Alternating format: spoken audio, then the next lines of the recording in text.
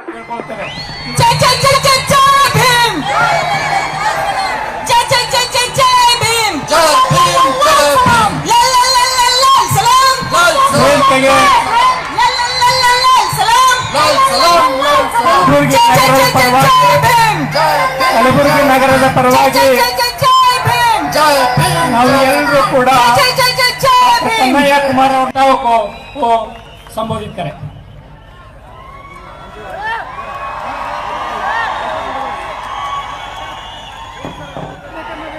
ಎಲ್ಲರಿಗೂ ನಮಸ್ಕಾರ. First of all, I apologize because I don't know Kannada, so please allow me to speak in Hindi. Thank you, thank you. यहाँ उपस्थित आप तमाम लोगों को जो यहाँ इस मैदान में मौजूद हैं और जहां तक हमारी आवाज पहुंच रही है, आप तमाम माताओं बहनों को, भाइयों को, किसान मजदूर दोस्तों को, नौजवान साथियों को, दुकानदार भाइयों को, मेहनत मजदूरी करके अपना भरण पोषण करने वाले आप तमाम मेहनत कश आवाम को, मीडिया के साथियों को और ऑर्गेनाइजिंग कमेटी के तमाम सदस्यों को, सभी वॉलंटियर को मैं क्रांतिकारी इस्तकबाल करता हूं। आपको जय भीम और लाल सलाम पेश करता हूं। दोस्तों, आप सब लोगों को मालूम है कि आज एपीजे अब्दुल कलाम की जयंती है। इस मंच से मैं एपीजे अब्दुल कलाम के जन्म दिवस पर पूरे देश को बधाई देना चाहता हूं और प्रधानमंत्री जी ने भी एपीजे अब्दुल कलाम को बधाई दी है।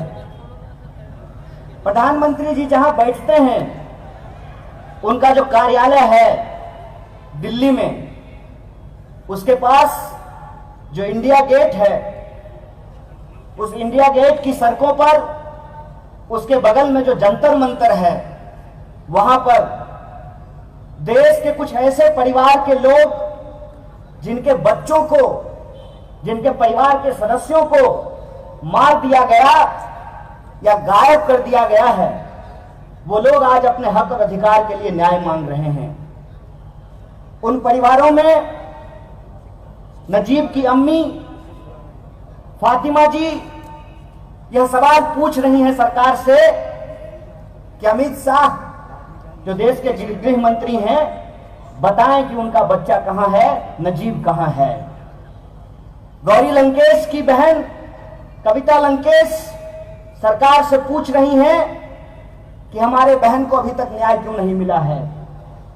इंस्पेक्टर सुबोध सिंह की जो हत्या कर दी गई उत्तर प्रदेश में, उनके परिवार के लोग पूछ रहे हैं कि उनकी हत्या के आरोप में शामिल जो लोग हैं, भाजपा के नेता उन आरोपियों को जेल से निकलने के बाद माला क्यों पहना रहे हैं, उनका स्वागत क्यों कर रहे हैं। अभी हाल के दिनों में उत्तर प्रदेश में जिस तरीके से फर्जी एनकाउंटर किया गया है, उसमें मारे गए पुष्पेंद्र यादव की पत्नी पूछ रही हैं कि हमको न्याय कब मिलेगा।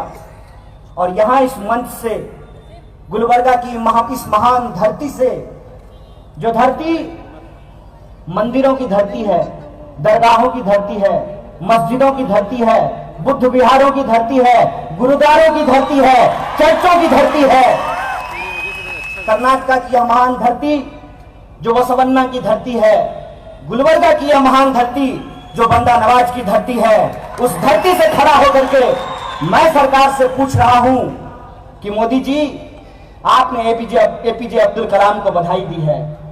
अगर आज नजीब भी पढ़ रहा होता जेएनयू में, तो वो भी एपीजे अब्दुल कलाम बन सकता था।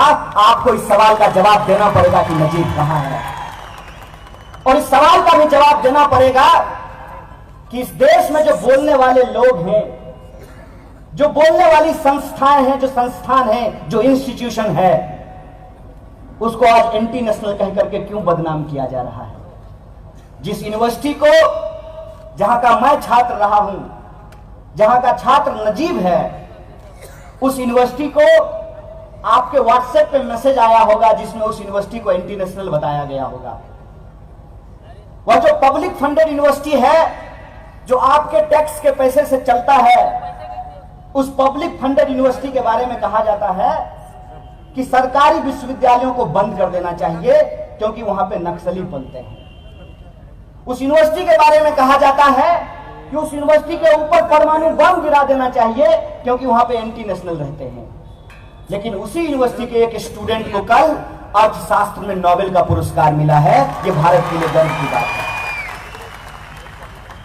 मेरा सवाल यह है कि पब्लिक फंडेड यूनिवर्सिटी से सरकार को इतनी नफरत क्यों है? सरकार को इतनी नफरत इसलिए है कि पब्लिक फंडेड यूनिवर्सिटी में पढ़ करके नजीब भी एपीजे अब्दुल कलाम हो सकता है, और पब्लिक फंडेड यूनिवर्सिटी में पढ़ करके एक मजदूरी का बच्चा भी रोड पे खड़ा होकर के सीना तान करके आंख में आंख डाल करके सरकार से सवाल पूछ सकता है कि पब्लिक फंडेड यूनिवर्सिटी की ताकत होती है। और पब्लिक फंडेड यूनिवर्सिटी ने बार बार साबित किया है कि अगर आप लोगों को एक अच्छी शिक्षा देंगे तो इंसान एक अच्छा नागरिक बनेगा। अच्छे नागरिक से एक अच्छे समाज का निर्माण होगा, अच्छे समाज से एक बेहतर देश बनेगा, और एक बेहतर देश से एक बेहतर दुनिया की कल्पना की जा सकती है। इसीलिए आज पब्लिक फंडेड यूनिवर्सिटी को बर्बाद किया जा रहा है, और उसी बर्बादी का एक नजारा आप गुलबर्गा के लोगों ने देखा। गुलबर्गा यूनिवर्सिटी को कुलवर्गी जी के नाम पे रखा गया है। कौन है कुलवर्गी? कुलवर्गी का एक नाम आप लोग सुने होंगे कि किस तरीके से सवाल पूछने के चलते कुलवर्गी की हत्या कर दी गई, किस तरीके से सवाल पूछने के चलते गौरी लंकेश की हत्या कर दी गई। और आज उसी यूनिवर्सिटी में सरकार से सवाल ना पूछा जाए, इसीलिए वाइस चांसलर ने चापलूसी करते हुए परमिशन कैंसिल कर दिया। तो मैं वाइस चांसलर से पूछना चाहता हूं कि आपने परमिशन कैंसिल कर दिया, बहुत अच्छी बात है। थोड़ा बेसिक फिजिक्स अगर पढ़े होते तो आपको समझ में आता कि जिस चीज को जितना दबाओगे वो चीज उतनी तेजी से ऊपर उठ करके खड़ा होगा। इस बात को समझ लीजिए। आइए आइए इस मैदान में और देखिए यहां का नजारा कि कैसे हजारों विद्यार्थी, कैसे हजारों नागरिक जो अमन पसंद हैं, जो डॉक्टर बाबा साहब भीमराव अंबेडकर और भगत सिंह के सपनों का भारत बनाना चाहते हैं, उस मैदान में डट करके खड़े हुए हैं। इतनी भी बात समझ में नहीं आती है। डिजिटल इंडिया भी आपके लिए जुमला ही है क्या? अगर डिजिटल इंडिया है और डिजिटल इंडिया हो रहा है तो आप फिजिकल स्पेस को कम कर सकते हैं, लेकिन YouTube का क्या कर लीजिएगा? सैकड़ों लोग अभी फेसबुक पे लाइव कर रहे होंगे, इसका क्या कर लीजिएगा? और ये बात सिर्फ गुलबर्गा में नहीं, सिर्फ कर्नाटका में नहीं, पूरे हिंदुस्तान में गूंज रही होगी कि यूनिवर्सिटी के वाइस चांसलर ने सरकार के सामने कैसे चापलूसी करने का काम किया है। ईमान बचा लीजिए, ईमान बचा लीजिए। हिंदू और मुसलमान नहीं, हिंदुस्तान खतरे में है, इसलिए ईमान बचा लीजिए। ईमान इसलिए बचा लीजिए कि आपसे पहले अगर लोगों ने अपना ईमान बेचा होता, अंग्रेजों के सामने चापलूसी की होती, अंग्रेजों के साथ बैठ करके चाय पे चर्चा किया होता, तो आज यूनिवर्सिटी नहीं होती और आप वाइस चांसलर नहीं होते। किसी ना किसी को बोलने का खतरा उठाना पड़ता है, और हमने तय किया है कि हम बोलेंगे। हम इसलिए बोलेंगे कि बोलने का अधिकार किसी भाजपा या नरेंद्र मोदी की गिरवी नहीं है, या डॉक्टर बाबा साहब भीमराव अंबेडकर का दिया हुआ अधिकार है। हम बोलेंगे, हम बोलेंगे और हम आपसे सवाल पूछेंगे। हम ये पूछेंगे कि हिंदुस्तान की ऐसी हालत क्यों बनाई जा रही है? क्यों दिन रात नफरत मोबाइल पे और टीवी पे लोगों के सामने परोसा जा रहा है? क्यों दिन रात दंगा की राजनीति की जा रही है? क्यों दिन रात मंदिर और मस्जिद किया जा रहा है? हमें किसी धर्म से कोई दिक्कत नहीं है। हम तो संविधान की उस धारणा को मानते हैं कि यह हमारा फंडामेंटल राइट है कि अगर हम मंदिर जाना चाहते हैं तो हम मंदिर जाएंगे, हम मस्जिद जाना चाहते हैं तो हम मस्जिद जाएंगे, हम गुरुद्वारा जाना चाहते हैं तो गुरुद्वारा जाएंगे, हम चर्च जाना चाहते हैं तो चर्च जाएंगे, हम बौद्ध विहार में जाकर के बुद्धम शरणम गच्छामि करना चाहते हैं तो बुद्धम शरणम गच्छामि करेंगे। और अगर मुझे यह लगता है कि कर्म ही पूजा है तो ना हम मंदिर जाएंगे, ना मस्जिद जाएंगे, ना गुरुद्वारा जाएंगे, ना बुद्ध विहार जाएंगे। ये हमारा अधिकार है और ये अधिकार हमको हमारा संविधान देता है। किसी भी इंसान को अपना धर्म मानने की पूरी इजाजत है, लेकिन धर्म के आधार पर, धर्म जो आपका एक निजी मामला है, आपका एक व्यक्तिगत मामला है, आपका एक प्राइवेट चीज है, आज उसके नाम पे राजनीति क्यों की जा रही है? उसके नाम पे राजनीति इसलिए की जा रही है ताकि इस देश के नौजवान जो बेरोजगारी से जूझ रहे हैं वह इस देश में टीवी चैनलों का प्राइम टाइम नहीं बन सके। इस देश में जिस तरीके से रोज बरोज महिलाओं के ऊपर, दलितों के ऊपर, आदिवासियों के ऊपर, किसानों के ऊपर, मजदूरों के ऊपर जो अत्याचार और हमले हो रहे हैं वो प्राइम टाइम का न्यूज नहीं बने। यह न्यूज नहीं बने कि 2014 से पहले आप तमाम लोगों को याद होगा, आपके घर के आसपास भी रिलायंस का पेट्रोल पंप खुला होगा और 2014 से पहले वो सारे पेट्रोल पंप बंद हो गए थे। जब मोदी जी आए सरकार में तो सिर्फ पेट्रोल पंप खुला ही नहीं, रिलायंस का पेट्रोल पंप चालू ही नहीं हुआ, सरकारी कंपनी भारत पेट्रोलियम बिकने को तैयार हो गई है। इस बात को सोचिए कि जब आप के दिमाग में दंगा भरा जा रहा होता है, जब आपके दिमाग में हिंदू और मुसलमान भरा जा रहा होता है, जब आपके दिमाग में नफरत ठूसा जा रहा होता है, ठीक उसी वक्त जो आपका बुनियादी अधिकार है, पढ़ने का अधिकार, इलाज पाने का अधिकार, यहां से वहां जाने का अधिकार, आत्मसम्मान से, सेल्फ रेस्पेक्ट से अपनी जिंदगी जीने का अधिकार, वो आपसे छीना जा रहा होता है। लोग पूछ रहे हैं कि हरियाणा और महाराष्ट्र का चुनाव किस नाम पे लड़ा जा रहा है? हरियाणा और महाराष्ट्र का चुनाव हरियाणा और महाराष्ट्र के मुद्दे पे नहीं, कश्मीर के मुद्दे पे लड़ा जा रहा है। ऐसा क्यों हो रहा है? ऐसा इसलिए हो रहा है कि पिछले 5 साल में हरियाणा और महाराष्ट्र में जो भाजपा की सरकार रही है उसके पास गिनाने को कोई काम नहीं है। वो ये नहीं बता सकते हैं कि महाराष्ट्र के किसान आत्महत्या क्यों कर रहे हैं, वो ये नहीं बता सकते हैं कि इकोनॉमी नीचे क्यों जा रही है, वो ये नहीं बता सकते हैं कि इस देश में एक साल में 5 लाख इंजीनियर पैदा होते हैं और 1,50,000 लोगों को भी नौकरी नहीं मिलती है। वो इस सवाल का जवाब नहीं दे सकते हैं कि जो वादे उन्होंने किए थे कि किसानों की आय दोगुनी की जाएगी, आपके खाते में 15 लाख रुपया पहुंचाया जाएगा, किसानों को उनके फसल का उचित मूल्य मिलेगा, नौजवानों को 2 करोड़ नौकरी मिलेगी, ये तमाम सवाल आज गायब कर दिए गए हैं। और उन तमाम सवालों को गुमराह करने के लिए ये जरूरी है कि हमको आपस में लड़ाया जाए। और एक बात मैं आप लोगों को याद दिलाना चाहता हूं, हिंदुस्तानियों को आपस में लड़ाकर राज करने की नीति किसकी रही है? किसकी नीति रही है? अंग्रेजों की नीति रही है। बहुत सही जवाब दिया आपने। अंग्रेजों ने हमारे साथ कौन सी नीति अपनाई? Divide and rule. आपस में लड़ाओ, हिंदू मुसलमान कराओ, मंदिर मस्जिद कराओ, दंगे करवाओ, हिंदुस्तान के लोग आपस में लड़ते रहेंगे और ये कभी आजादी की मांग नहीं करेंगे। यहां से, इस मंच से हमको इस बात के लिए गर्व महसूस होना चाहिए कि हिंदुस्तान के लोगों ने अंग्रेजों की उस साजिश को समझा, इसीलिए राम प्रसाद बिस्मिल और अशफाकुल्लाह खान की दोस्ती की मिसाल दी जाती है।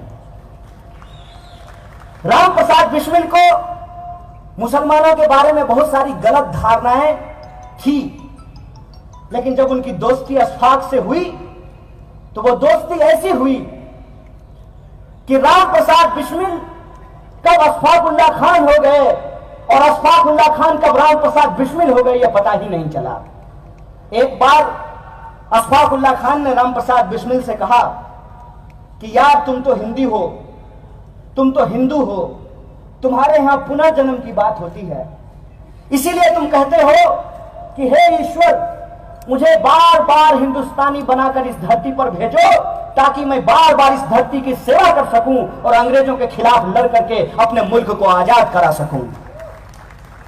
अशफाक ने कहा कि मेरे पास, मेरे धर्म में पुनर्जन्म की बात नहीं की गई है, इस्लाम में पुनर्जन्म की बात नहीं की गई है, लेकिन अगर हमारी मुलाकात अल्लाह से होगी तो मैं कहूंगा कि या अल्लाह, एक जीवन और दे दे, एक बार और हिंदुस्तान के लिए फांसी पर चढ़ने का जी चाहता है।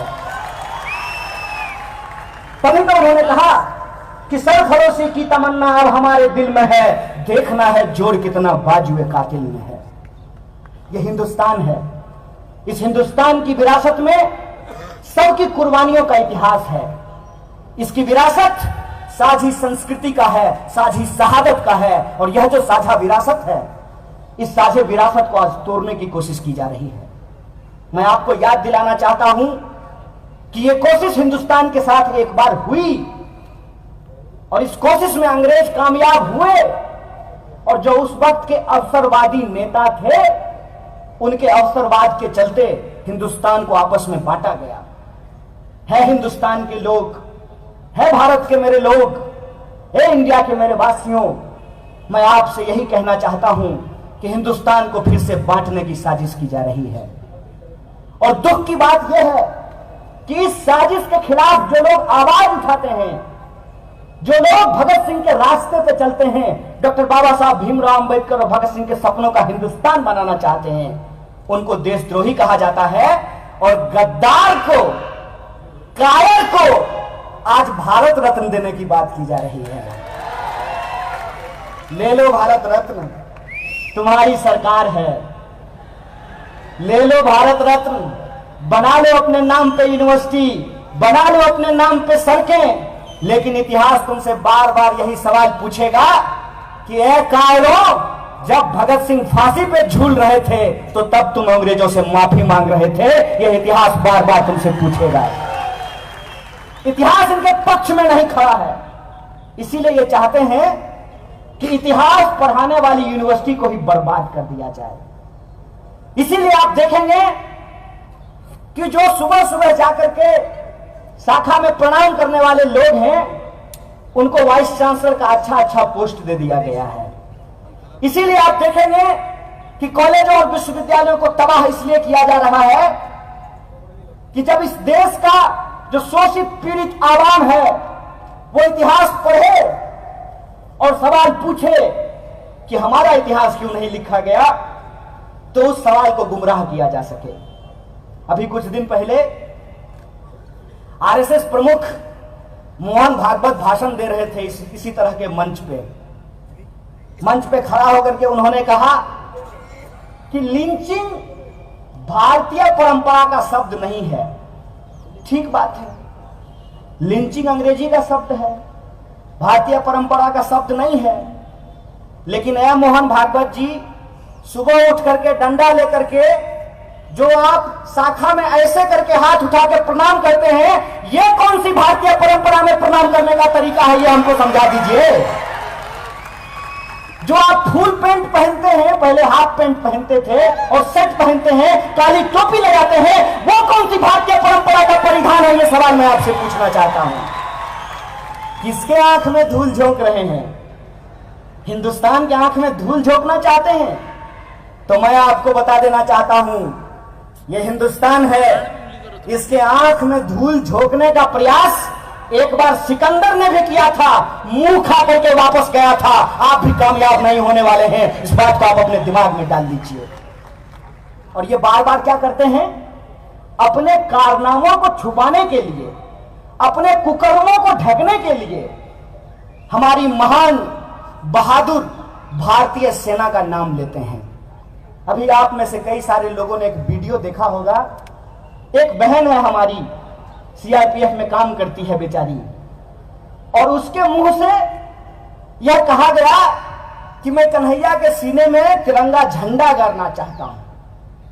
कोई जाए और कन्हैया के सीने में तिरंगा झंडा गाड़ दे, मेरे सीने पे अगर इस देश की आन बान शान तिरंगा अगर गाड़ा जाएगा तो इससे ज्यादा गर्व की कोई बात नहीं हो सकती है। मैं खुशी खुशी इसको स्वीकार करूंगा।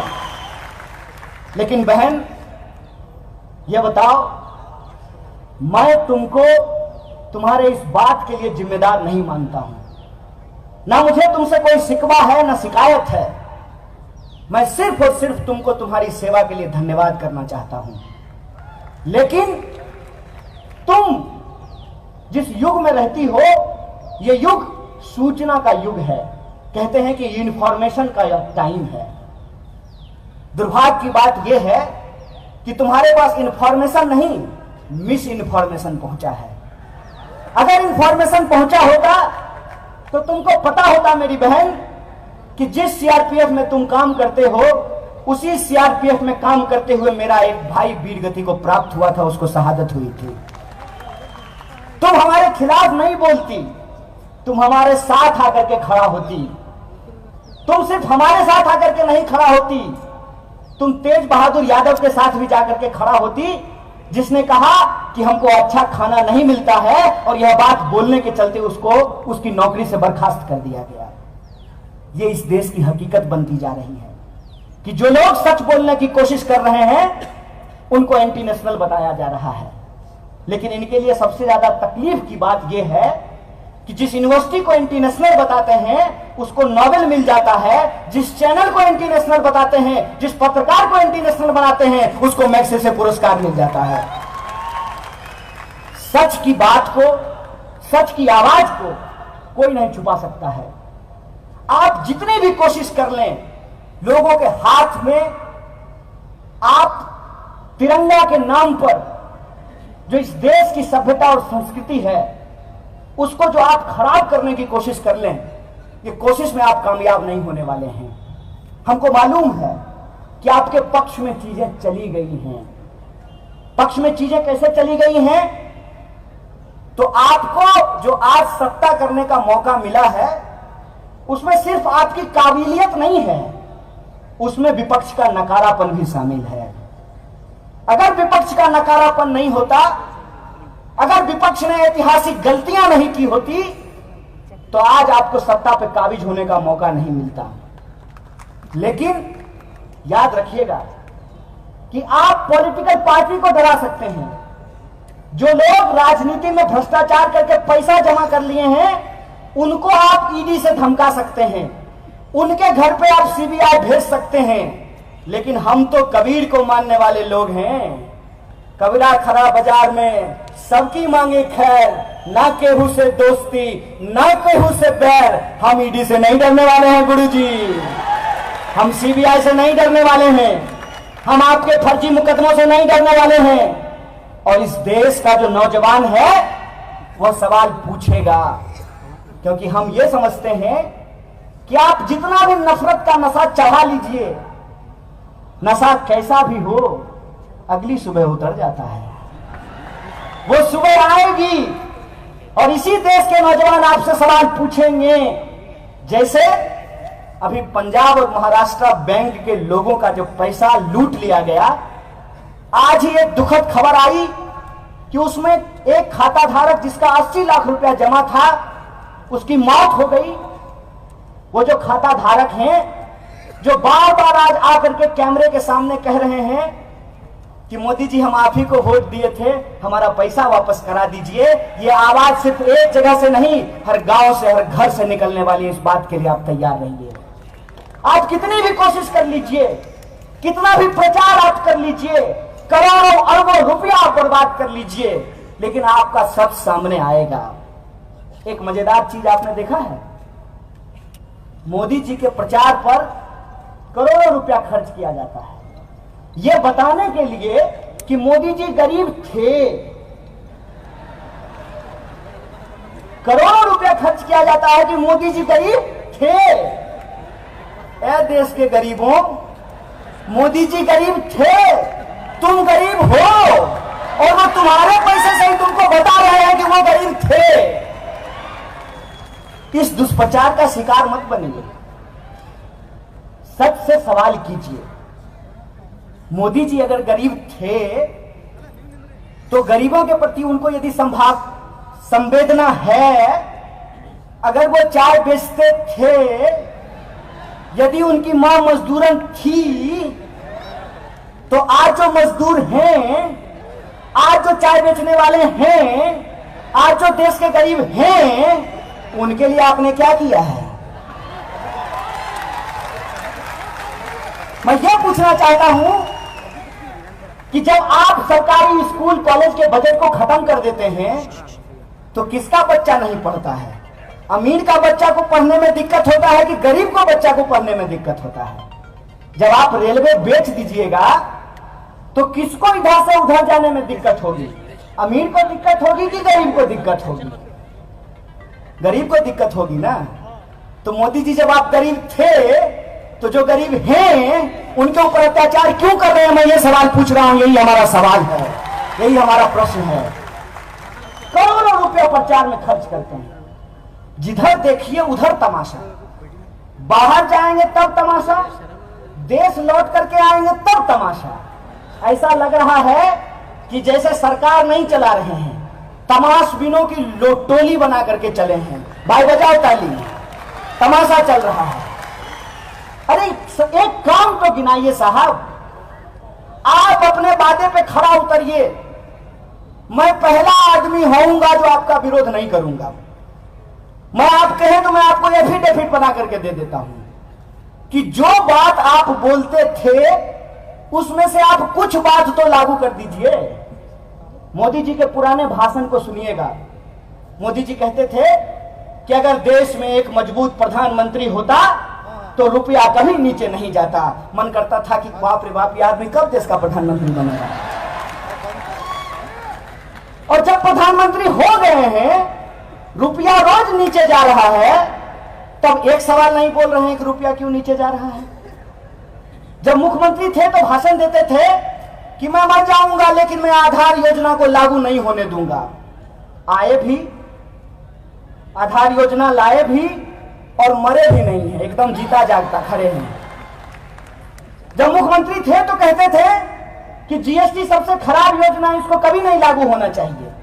अब सरकार में हैं, प्रधानमंत्री हैं, जीएसटी लागू कर दिए हैं और उनको मालूम है कि जीएसटी में गड़बड़ी है। आपको मालूम है, सैकड़ों बार उसमें परिवर्तन किया गया है, सैकड़ों बार। सरकार खुद बजट लेकर के आती है और कहती है कि कॉर्पोरेट टैक्स लगाने से देश को फायदा होगा, इसीलिए हमने कॉर्पोरेट टैक्स लगाया है। और जब मंदी आती है तो चुपचाप जो फाइनेंस मिनिस्टर हैं चुपचाप कॉर्पोरेट टैक्स को घटा देते हैं, देश को पता नहीं चलता है। अरे अपनी बात पे तो टिके रहते। एक कहावत बार बार कही जा रही है, बार बार एक कहावत कही जाती थी कि झूठों की बात पे और घोरों की लात पे कभी भरोसा नहीं करना चाहिए। अब ये झूठों की बात की जगह ये हो गई है कि भाजपा की बात पे और घोड़े की लात पे कभी भरोसा नहीं करना चाहिए। एक बात हमको बता दीजिए जो इन्होंने कहा हो और जिस पे ये टिके हुए हों। और मजेदार बात यह है कि मोहन भागवत अपने भाषण में गौतम बुद्ध को याद कर रहे थे, गौतम बुद्ध को। और गौतम बुद्ध को याद करके वो ये बताने की कोशिश कर रहे थे कि इनको बुद्धिज्म में बड़ा भरोसा है। प्रधानमंत्री भी बाहर गए तो कहा कि हमने दुनिया को बुद्ध दिया है। देश में आए, कहे घर में घुस के मारेंगे।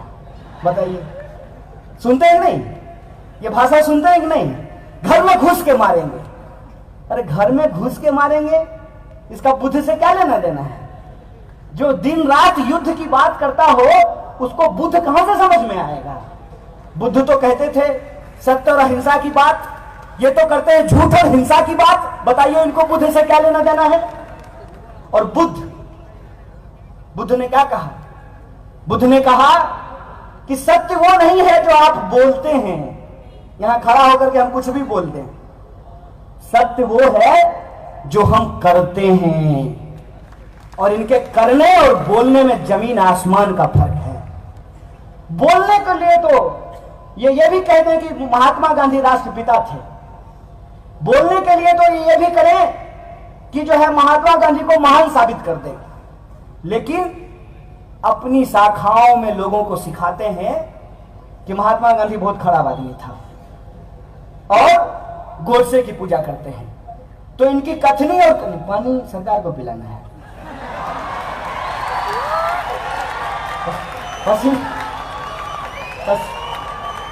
मेहनत कस का पसीना है, टेंशन मत लीजिए।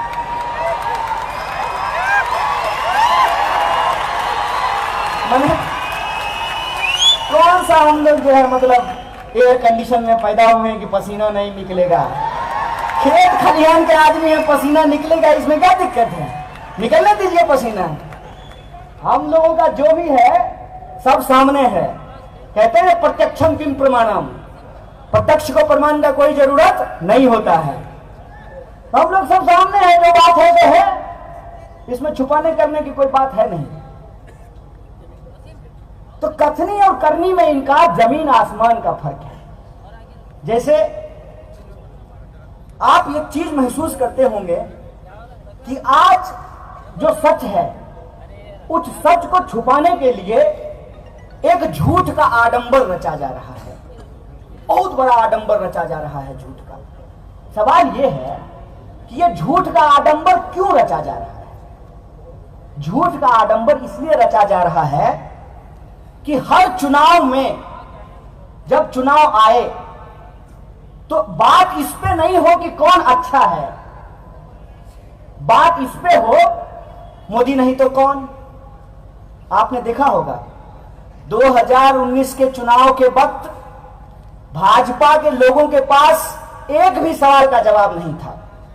किसी भी पान की दुकान पे खड़ा होकर के आप उससे पूछते कि यार सब बात तो ठीक है, लेकिन ये बताओ किसी के खाते में 15 लाख रुपया नहीं आया, 2 करोड़ नौकरी नहीं पैदा हुई, किसानों की आमदनी दोगुनी नहीं हुई, महिलाओं पे अत्याचार नहीं रुका, महंगाई कम नहीं हुई, भ्रष्टाचार कम नहीं हुआ, तो क्या तुमको ये बात ठीक लगती है? तो भाजपा के कार्यकर्ता का जवाब होता था कि देखो तुम्हारी सब बात ठीक है, लेकिन मोदी नहीं तो कौन। यही जवाब होता था ना। और अभी भी देश में क्या जवाब है? ठीक है, सरकार कोई काम नहीं कर रही है, मोदी नहीं तो कौन, यही पूछा जाता है ना। ये अपने आप तैयार नहीं हुआ है, इसको तैयार करने के लिए पैसा खर्च किया गया है, इन्वेस्टमेंट हुआ है। और इन्वेस्टमेंट कैसे होता है ये मैं बताता हूं। सिनेमा आप लोग देखते होंगे, हैं? सपोज कीजिए कि मेरे बाप के पास बहुत पैसा हो और हमको शौक हो हीरो होने का, तो मेरा बाप क्या करेगा? मेरा बाप किसी डायरेक्टर को पकड़ेगा, यार सुनो एगो कहानी लिखवा के लाओ, मेरा बेटा हीरो होगा, हैं? हमको तो आप देख ही रहे हैं 5 फुट 5 इंच, हैं?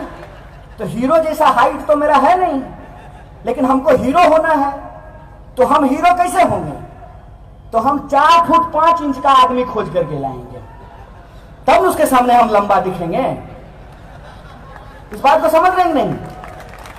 कोई भी आप हिंदी सिनेमा का गाना देखिएगा, हीरोइन जैसी हो उससे ज्यादा खोज करके महिला को लाया जाता है।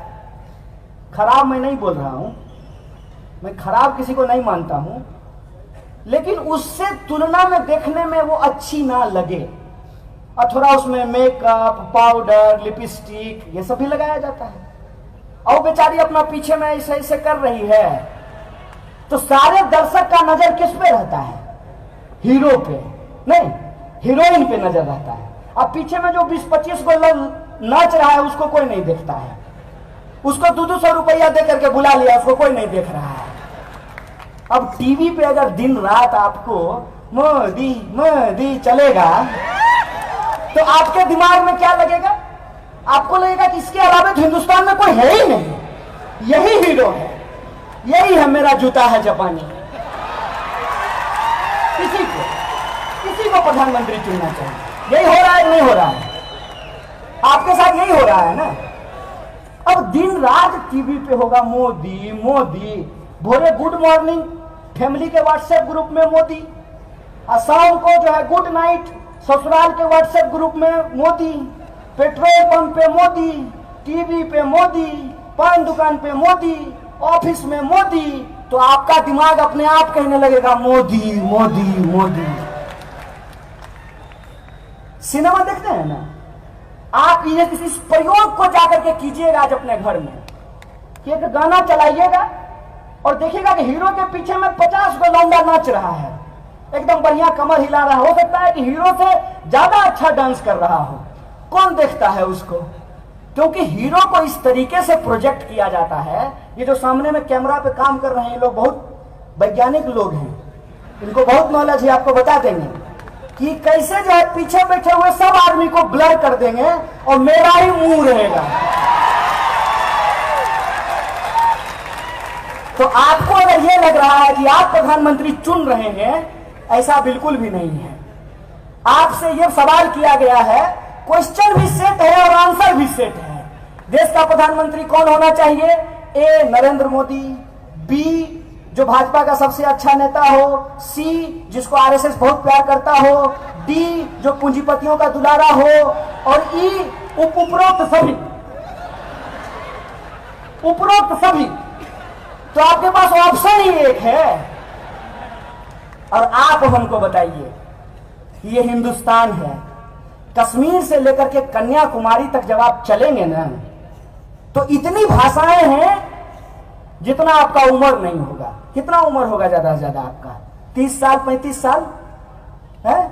हजारों भाषाएं हैं हिंदुस्तान में, हजारों भाषाएं, हजारों संस्कृति हैं, हजारों बोलियां हैं और हजारों साल का इतिहास जिस देश के पास हो, उस देश में अगर यह कहा जाता है मोदी नहीं तो कौन, यह शर्म की बात है। इस बात को आप अपने दिमाग में डाल लीजिए। 135 करोड़ का देश है और इस देश में हमारे पास विकल्प नहीं है। विकल्प है लेकिन हमको विकल्प देखने नहीं दिया जाता है। बार बार हमारे सामने एक ऐसा विकल्प रखा जाता है कि हम अपने आप उस विकल्प की तरफ चले जाएं जिस विकल्प की तरफ हमको भेजने का प्रयास किया जा रहा है। जैसे ठंडा मतलब, ठंडा मतलब कोका कोला, कोका कोला होता है ठंडा मतलब है। नारियल पानी नहीं होता है, लस्सी, सत्तू, दही, ये सब ठंडा नहीं होता है। मिश्री सब ठंडा होता है नहीं होता है। तो कोका कोला किसे ठंडा मतलब हो गया? क्योंकि आपके दिमाग में डाल दिया गया।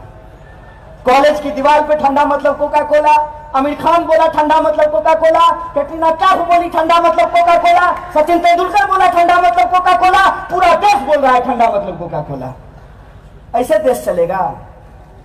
अब की बार भाजपा सरकार नहीं है साहब, अब की बार विज्ञापन की सरकार है। आप ये अपने दिमाग में डाल लीजिए, एडवर्टाइजमेंट की सरकार है।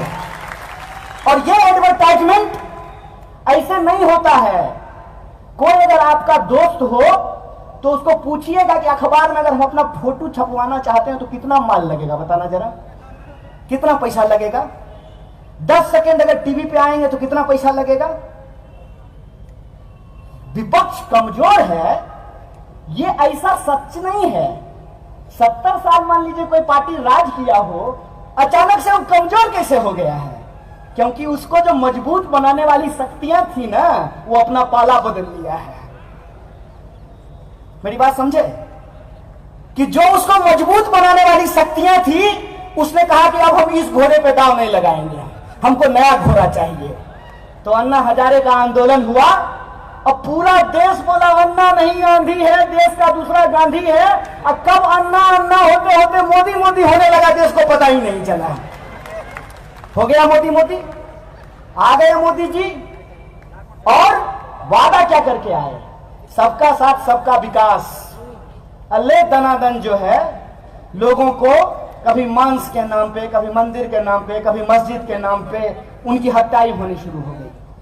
विकास तो गया तेल लेने के लिए, इकॉनमी नीचे चली गई है, लगातार कंपनियां बंद हो रही हैं। आज उत्तर प्रदेश की खबर है कि 25,000 होमगार्ड को नौकरियों से निकाल दिया गया है। इसीलिए मैं आप तमाम लोगों से यह आग्रह करने आया हूं कि देश खतरे में है, बचाइए इस देश को। हो सकता है कि आपके पास कोई चुनावी विकल्प नहीं हो, कोई अल्टरनेटिव इलेक्टोरल ऑप्शन नहीं हो, लेकिन यह देश हम सबका है, यह संस्कृति हमारी है, यह परंपरा हमारी है। इस देश में हजारों साल से सभी धर्म के लोग मिलजुल करके रहते आए हैं। ज्यादा दूर मत जाइए, अपने ही शहर को देखिए आप कि आपके शहर में मस्जिद है, मंदिर है, दरगाह है, गुरुद्वारा है, चर्च है, बुद्ध विहार है। ये हिंदुस्तान है जिसको गुलबर्गा रिप्रेजेंट करता है। इस बात को समझिए, बचाइए इसकी संस्कृति को।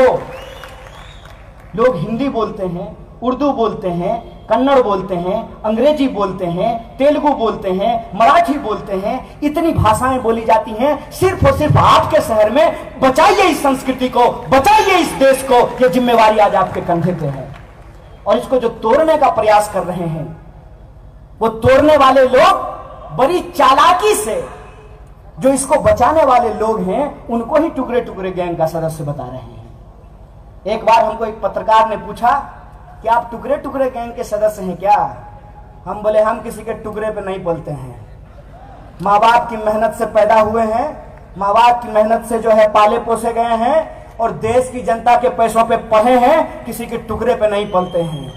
जो लोग दूसरे के टुकड़ों पे पलते हैं वही दूसरों को टुकड़े टुकड़े बोलते हैं।